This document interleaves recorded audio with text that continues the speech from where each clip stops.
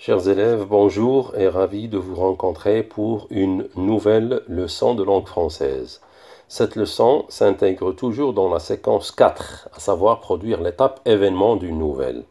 Et l'activité que vous avez ici, c'est une activité de langue ayant pour titre l'énumération.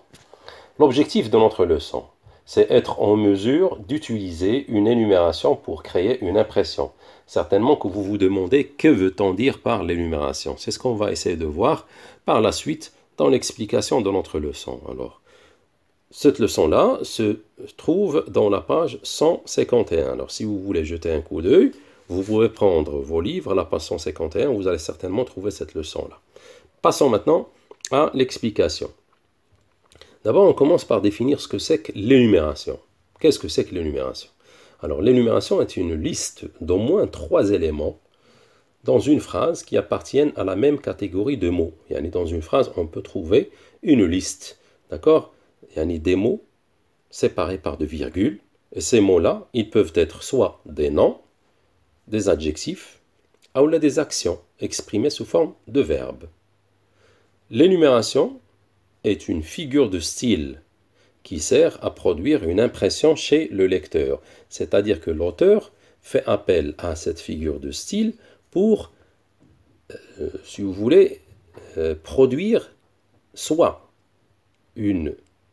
l'effet ou l'impression d'une quantité, ou l'effet ou l'impression de grandeur, ou bien l'amplification de la réalité. C'est-à-dire s'il veut amplifier la réalité. D'accord? S'il veut mettre en valeur la réalité. Alors, cette figure de style est très employée dans les textes descriptifs. La figure de style, je la trouve beaucoup dans les textes descriptifs, et cela pour créer une impression, un sentiment, une émotion chez le lecteur. On va voir ça d'une manière très claire et simple, bien sûr, dans les extraits à venir. Alors, regardons maintenant les 2 extraits que vous avez ici. Je vous lis le premier extrait. Et ils cherchèrent dans les plis de la robe, virgule, dans les plis des manteaux, virgule, dans les poches, partout. B. Il se rendit à la préfecture de police, aux journaux, aux compagnies de petites voitures, partout. Enfin, où un soupçon d'espoir le poussait. Un petit rappel. Ces 2 phrases-là, nous les avons vues dans la leçon de lecture, à savoir la parure de Guy de Maupassant. Ce sont 2 passages qui figurent dans le texte de la parure. Bien, alors, essayons d'analyser ces 2 passages-là. Regardez la question numéro 1. Combien y a-t-il de phrases dans chaque extrait? Dans chaque extrait, essayez de dire combien y a-t-il de phrases. On sait très bien qu'une phrase commence par une lettre majuscule et se termine par un point. Alors revenez bien sûr à ces 2 extraits-là et dites-moi dans chaque extrait combien y a-t-il de phrases. La question numéro 2. Combien y a-t-il d'actions dans chaque extrait? Chaque extrait, essayez de le relire et dites combien y a-t-il d'actions. Alors on sait très bien que l'action est souvent exprimée par des verbes. Alors, combien y a-t-il d'actions dans chaque extrait? Dans l'extrait A et l'extrait B. La question 3. Quelle remarque peut-on dire ou la peut-on tirer donc? D'après la première et la deuxième question, essayez de tirer une conclusion. Quelle est la conclusion que vous pouvez déduire? La question numéro 4. Comment s'appelle cette figure de style? Certainement que vous la connaissez, étant donné que c'est l'objectif de notre leçon. Question 5. Relève le verbe d'action employé dans l'extrait A. Cherchez dans l'extrait A, essayez de chercher le verbe, écrivez-le. L'extrait B, vous faites de même. Quel est le verbe utilisé dans l'extrait B et essayez de l'écrire. Question 6. Combien de fois a-t-on utilisé ces verbes dans les phrases? Dans le passage A, ce verbe est utilisé combien de fois? La même chose pour l'extrait B. Question 7. Pourquoi à ton avis? Certainement que vous allez voir chaque extrait et vous allez certainement trouver le verbe et vous allez aussi savoir combien de fois a-t-on utilisé ce verbe-là. Alors selon toi, pourquoi a-t-on utilisé ces verbes une seule fois ou la plusieurs fois? À toi de savoir. Question 8. Quelle est l'impression dégagée par cette énumération? Yani pourquoi l'auteur a utilisé cette énumération dans cet extrait? Soit l'extrait A ou l'extrait B, bien sûr. Est-ce que l'auteur a utilisé cette énumération pour exprimer la quantité, kimia, ou là, la grandeur, quand on veut agrandir les choses, ou là, amplifier la réalité, yani mettre en valeur la réalité. Vous allez choisir l'une de ces impressions-là. Question 9. Quelle est la relation, ou là, quelle est sa relation avec l'état psychologique des deux personnages de la nouvelle déjà étudiée? Yani, le fait d'utiliser cette énumération et le fait d'exprimer cette impression-là, cette impression, quel est l'effet de cette impression sur l'état psychologique des personnages? Figurez-vous, on est en train de parler de monsieur et de madame Loisel. Question 10.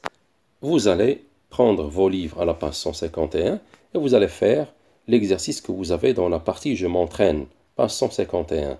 Essayez de lire la question, je vais vous la lire tout de même. J'évite la répétition dans les phrases suivantes en utilisant une énumération. Alors, chers élèves, heureux de vous rencontrer une nouvelle fois pour entamer la correction à distance. Nous sommes toujours dans notre leçon de langue, à savoir l'énumération. Alors, partons des deux extraits que vous avez. Et ils cherchèrent dans les plis de la robe, dans les plis du manteau, dans les poches, partout. L'extrait B, il se rendit à la préfecture de police, aux journaux, en compagnie de petites voitures, partout, enfin, où un soupçon d'espoir le poussait. Alors, question numéro 1, combien y a-t-il de phrases dans chaque extrait? Il s'agit d'une seule phrase. Question 2, combien y a-t-il d'actions dans chaque extrait? Alors, chaque extrait contient 3 actions. Par exemple, dans l'extrait A, ils cherchèrent dans les plis de la robe, première action. Dans les plis du manteau, deuxième action. Dans les poches, troisième action. De même pour B, il se rendit à la préfecture de police, première action. Aux journaux, d'accord? C'est-à-dire à l'origine de aux journaux, c'est il se rendit aux journaux. La même chose en ce qui concerne en compagnie de petites voitures. Il se rendit aux compagnies de petites voitures. Alors il s'agit de 3 actions dans chaque extrait. Question 3. Quelle remarque peut-on tirer donc? Alors on peut trouver plusieurs actions dans une seule phrase, c'est clair. La question 4. Comment s'appelle cette figure de style? Alors là, il s'agit bien sûr d'une énumération. Et Nina, qu'est-ce que je fais? J'énumère les actions. Je donne les actions, d'accord, dans chaque phrase. Question 5. Relève le verbe d'action employé dans l'extrait A. Certainement que vous avez trouvé « ils cherchèrent ». Dans l'extrait B, il s'agit bien sûr du verbe « se rendre », « il se rendit ». Question 6. Combien de fois a-t-on utilisé ces verbes dans les phrases? Alors chaque verbe est utilisé une seule fois. Pourquoi? Pour éviter la répétition. C'est ce que vous avez comme réponse de la question 7. 8. Quelle est l'impression dégagée par cette énumération? Est-ce qu'il s'agit d'une quantité? Est-ce qu'il s'agit d'une grandeur ou bien d'une amplification de la réalité? Alors là, il s'agit d'une amplification de la réalité. Et si je reviens maintenant à l'extrait A, ils cherchèrent dans les plis de la robe, dans les plis du manteau, dans les poches. Ça montre quoi? Ça montre que la famille Loisel a fait l'impossible pour chercher la parure. Ils n'ont pas cherché uniquement dans un seul endroit, mais ils ont essayé de chercher partout. Mais c'était en vain. La même chose en ce qui concerne l'extrait B. Il ne s'est pas rendu uniquement à la préfecture de police, mais il se rendit à la préfecture de police, il se rendit aux journaux, il se rendit en compagnie de petites voitures. Alors partout, il essaye de trouver, d'accord, coûte que coûte, cette parure. Alors ça montre l'amplification bien sûr de la réalité. Question numéro 9. Quelle est sa relation avec l'état psychologique des deux personnages de la nouvelle déjà étudiée? Déjà, nous avons vu les états psychologiques des deux personnages, à savoir monsieur et madame Loisel. Alors, l'énumération vient pour exprimer, d'accord, d'une manière claire, si vous voulez, l'état psychologique de monsieur et madame Loisel. Alors, l'énumération nous montre l'état psychologique de madame et monsieur Loisel. à savoir l'inquiétude, le désarroi et la panique. D'ailleurs, ces sentiments-là, vous les avez certainement évoqués dans notre texte, à savoir la parure. Question 10, alors là, on va revenir bien sûr à notre exercice de la page 151, je m'entraîne. Alors, dans la phrase A, la phrase B ou la phrase C, certainement que vous avez trouvé un certain nombre de mots qui se répètent. Alors, pour éviter la répétition, j'obtiendrai la phrase A, il écrivait une ligne, un texte, 2 pages, au total un chapitre. D'accord? B, je visitais le centre-ville, le Parlement, la Tour Hassan, le quartier Riyad, enfin Touraba. Et enfin, la phrase C, il cueillit une pomme, la lava, l'éplucha, enfin la mangea. D'accord? Alors, pour les traces écrites, ces traces écrites, ce sont les traces écrites que vous allez écrire sur vos cahiers de leçons. Alors, que veut-on dire par l'énumération? Alors, c'est tout simplement un rappel de ce que nous avons dit au début. L'énumération est une liste d'au moins 3 éléments dans une phrase. Alors, 3 éléments, ça se peut que ce soit des mots, ça se peut que ce soit, si vous voulez, des verbes. D'accord? Alors, une liste est une liste d'au moins 3 éléments dans une phrase. Il est possible d'énumérer des noms, des adjectifs ou des actions. Alors, maintenant, vous avez un tableau dans lequel vous pouvez trouver, bien sûr, des exemples. Alors, pour la catégorie des noms. Alors, la phrase 1. Dans mon jardin, il y a des fraises, des cerises, des pêches et des bananes. Alors là, on énumère, d'accord, ce qu'on peut trouver dans ce jardin-là. Et vous voyez, l'énumération est toujours exprimée avec, bien sûr, cette virgule que vous voyez entre chaque mot. Vous avez la phrase 2. Dans mon cœur se mélangeait joie, peur, émerveillement et bonheur, tellement j'étais perturbé par sa présence. Maintenant, l'énumération exprimée par des adjectifs. La phrase numéro 1. Incroyable, insensé, fabuleux, inimaginable, fantastique, telles étaient ses qualités de grand héros. Phrase 2.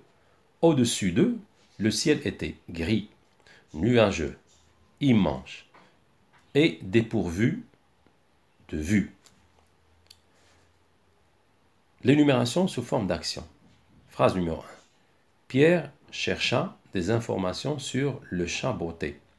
Il fouilla la bibliothèque, ratissa les étagères des librairies, se renseigna auprès des historiens, consulta les archives.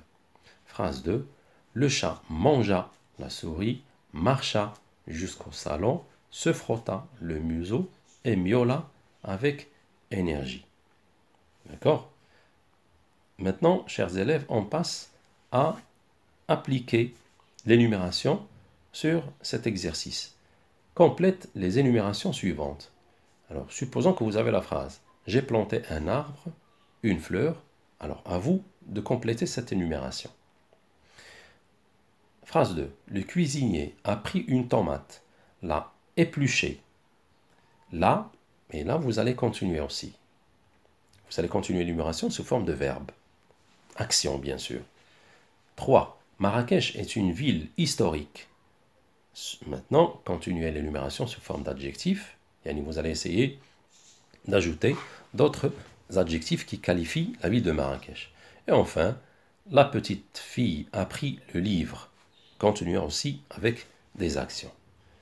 Alors, recopiez les traces écrites, faites l'exercice et rendez-vous pour la correction. Merci et bon courage.